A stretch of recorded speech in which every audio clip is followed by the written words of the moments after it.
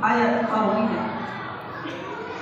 Mereka mampu memandang besaran Allah ketika dia melihat langit, ketika dia melihat lautan, ketika dia melihat burung, melihat apa yang Allah ciptakan.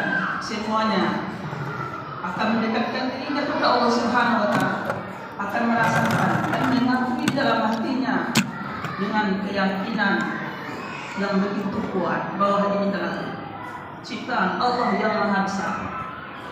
Segala gerak-gerik manusia, segala gerak-gerik apa yang bergerak atas alam ini adalah digerakkan oleh Allah Subhanahu wa Ta'ala. Maka bertafakur itu adalah ibadah yang mulia di sisi Allah Subhanahu wa Ta'ala. Bahkan bertafakur 1 saat, 1 jam lebih baik daripada melaksanakan sholat sunnah 1 malam. Ma'asyiral muslimin rahimakumullah. Kemudian yang kedua, tadabbur.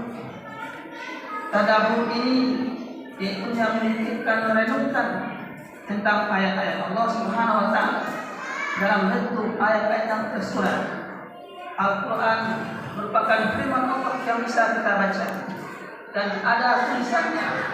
Maka Al-Quran itu kita diperintah untuk mentadabburi.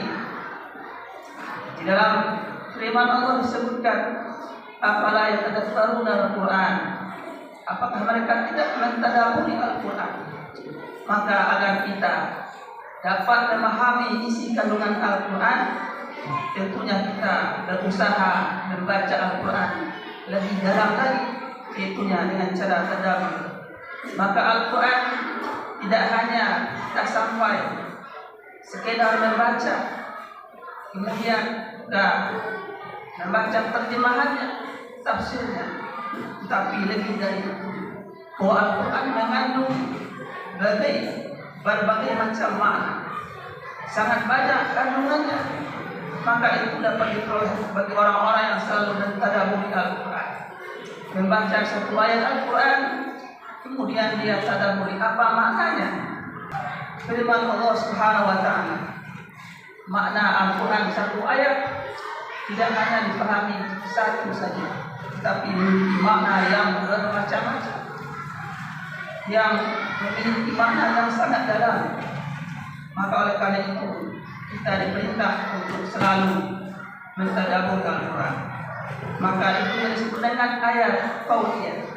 Maka ada 2 tanda-tanda kebesaran Allah secara besar, yaitunya alam semesta ini yang kita sebut dengan ayat kauniyah.